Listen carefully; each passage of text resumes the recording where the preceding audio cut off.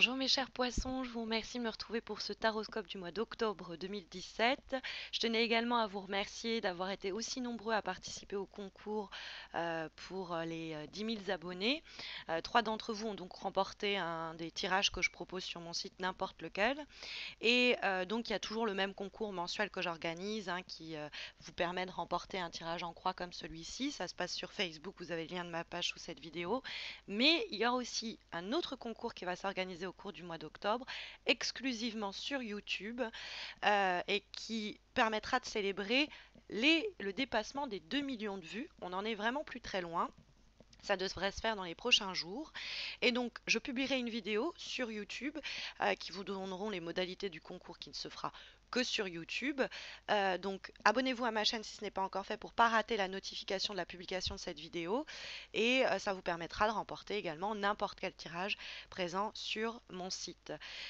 Donc, ce mois d'octobre, nous avons le 6 d'épée qui démarre ce mois d'octobre et qui communique avec le 3 d'épée, ma foi, assez fort bien. Parce que le 3 d'épée, c'est une carte en nous présentant ce cœur transpercé et cette personne quelque peu au repos, sinon agonisante en bas de l'image.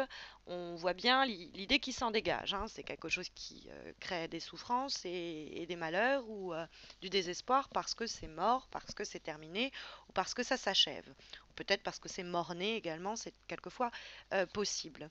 Ce 3 d'épée qui peut annoncer des démissions, des licenciements, des ruptures, des moments de déprime, des moments de tension, des moments de confusion, communique avec le 6 d'épée, qui, dans les conseils qui nous sont délivrés pour faire face à ce 3 d'épée, nous dit de laisser tout ça derrière.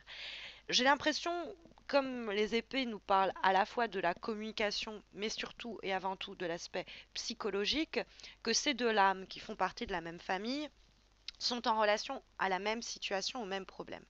Le 6 d'épée peut présenter quelques ressentiments, quelques regrets, qui pourraient se matérialiser à travers cette carte. Mais c'est justement l'idée qu'on est en train de laisser tout ça derrière, avec, on est dans une période d'intervalle, de transition, avec l'idée qu'on est en train de quitter, de toute façon, quelque chose qu'on sent en nous, on doit le laisser enfin derrière. C'est ces personnages quittent une berge, une situation connue, des terres qu'ils ont arpentées, et ils laissent tout ça derrière. Des fois, il y a une véritable notion de mouvement, donc de voyage, de mutation, de lieu d'habitat, de vraiment se déplacer physiquement. Quelquefois, c'est simplement l'idée d'un mouvement, d'un éloignement et d'une distance que l'on prend sur un plan mental. On prend de la distance avec quelque chose. Ça ne nous, ça ne, ça ne nous, ça ne doit plus nous toucher comme ça nous touchait auparavant. C'est s'éloigner de cette situation de souffrance, s'éloigner de ces personnes, abandonner ce projet qui de toute façon n'amenait que du désarroi ou des moments difficiles. Il y a un changement de cap avec le 6 d'épée et on en a besoin. C'est le train-train quotidien qu'on va fuir, qu'on va abandonner. Mais comme cette carte-là communique avec le 3 d'épée, c'est prendre des décisions pour laisser derrière soi des événements, des relations, des configuration de situation qui conduisait jusqu'alors à une stagnation, à une forme d'ennui ou de déprime, puisqu'il y a quand même cette lassitude et cette fatigue émotionnelle qu'on voit également poindre à travers le 3 d'épée qui se trouve dans les obstacles. Peut-être qu'il y a une rupture ou il y a un événement dur à endurer, dont on va faire l'expérience. euh, Peut-être ça va se jouer juste sur un plan mental, c'est pas forcément des événements extérieurs vous êtes des êtres sensibles les poissons. Donc vous pourriez avoir peut-être un moment de blues, de tristesse parce que vous êtes déçu par quelque chose qui ne voit pas le jour. Mais c'est souvent suivi d'un processus de guérison, le 3 d'épée. Quand il pose problème comme ça dans les obstacles, on souffre peut-être déjà, mais cette douleur, elle va s'estomper. On va trouver des moyens pour voguer, se tourner vers un avenir qui nous remplit qui nous remet le sourire, quoi, qui nous remplit d'espoir. Il y a quand même de la tension, de la confusion dans le 3DP. Il y a même un peu de désordre psychologique ou émotionnel. Il faut faire attention dans ce cas-là à l'impulsivité. S'il y a eu des soucis avec une personne qu'on aime beaucoup, ça peut être notamment un ami, un membre de la famille avec la carte de l'étoile, ou même quelqu'un avec qui on est sur le plan affectif, et qu'on se rend compte qu'on a fauté, on a fait des erreurs. Il faut savoir s'excuser, il faut savoir admettre ses fautes, savoir faire le premier pas et pas être pris dans son ego, hein. Ça pourrait sinon retarder le processus où eh bien, on apaise les choses, la carte de l'étoile, et on se réconcilie, on remet un peu de rondeur dans tout ça et de douceur dans tout ça. Mais c'est vrai que le 3DP peut nous signaler que vous vous êtes senti vous-même insulté ou attaqué. Faites attention dans ce cas-là, ne pas être trop sensible. Peut-être qu'il y a aussi des malentendus, des quiproquos. Donc, vaudrait mieux être plus conciliant, conciliante, de sorte à peut-être mettre le doigt sur le fait, ah ben on s'était pas compris en fait.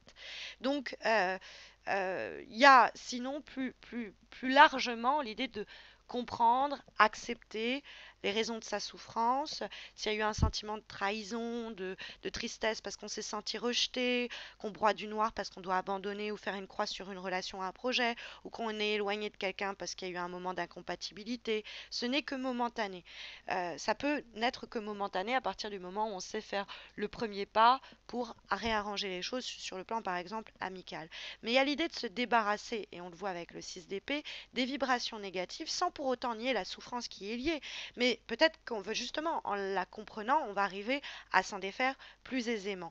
Si votre ego, vos sentiments étaient mis à mal par quelqu'un ou quelque chose, par exemple au boulot, parce que vous obtenez pas ce que vous souhaitez, il ne faut pas rester bloqué là-dessus. Il faut laisser ça derrière et avoir de nouveaux projets et de nouvelles envies, de nouveaux désirs. Parce que la carte de l'étoile est une carte assez créative en termes d'inspiration. C'est comment l'avenir et comment on s'y projette nous fait rêver.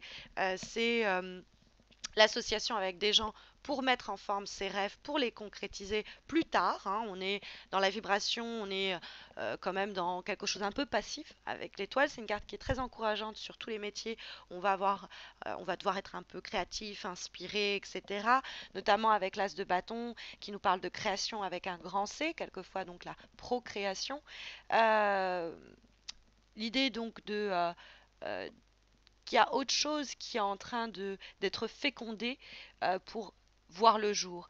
Mais pour plus aisément amener ce renouveau, régénérer une situation, régénérer sa vie amoureuse, professionnelle, il y a des deuils à faire, où il y a peut-être un passage à vide qui va s'imposer à vous, mais duquel vous pouvez aisément vous extirper en cultivant une pensée positive, notamment avec la carte de l'étoile, en vous faisant aider, en demandant l'appui d'un ami, le soutien. On est là pour vous s'il y en a besoin, hein. La carte de l'étoile nous dit ça.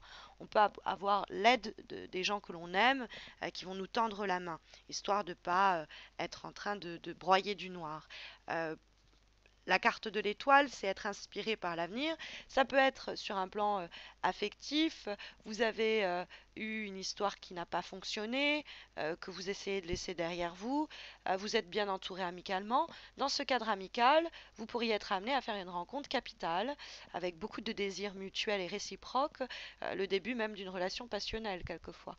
La carte de l'étoile peut être aussi nous parler d'une amitié avec laquelle finalement qui débouche finalement sur une histoire amoureuse. Ça peut être des collègues avec lesquels on démarre un nouveau projet ou qui nous aident à porter un projet plus loin. Il y a quelque chose un peu de collectif avec l'étoile et l'as de bâton, c'est-à-dire que le soutien de certaines personnes amène à l'émergence d'un nouveau projet ou d'une nouvelle situation.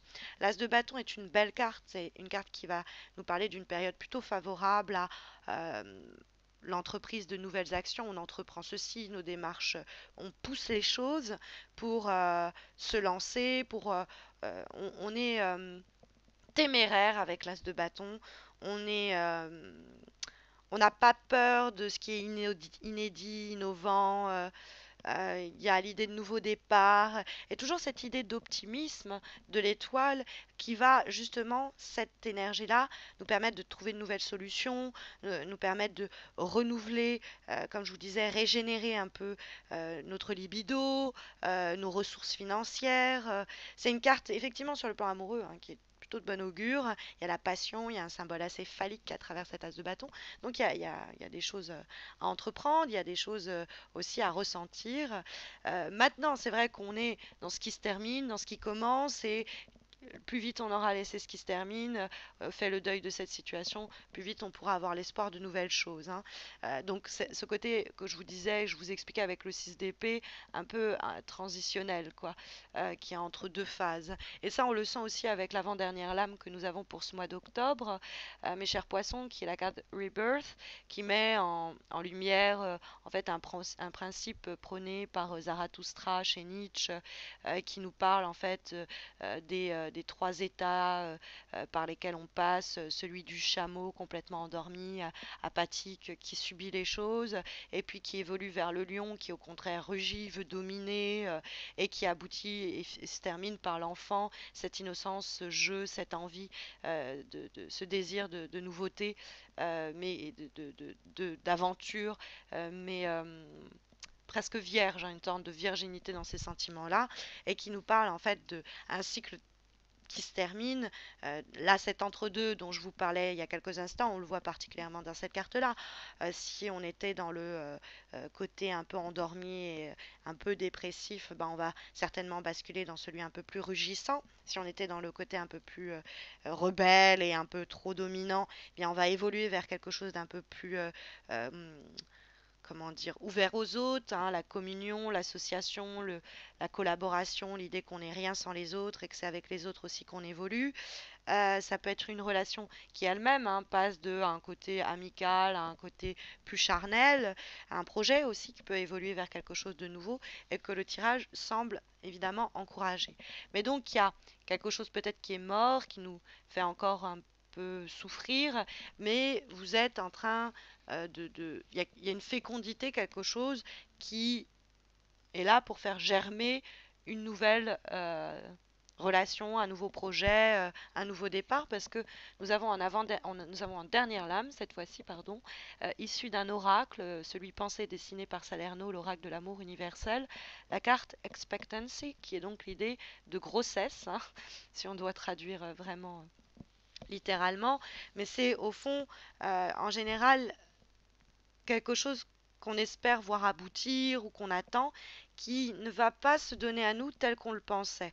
Par exemple, c'est une amitié, on pensait que c'est une amitié, et puis oh, au final, non, c'était en train de laisser mûrir autre chose qui vient éclore et qui peut-être nous surprend.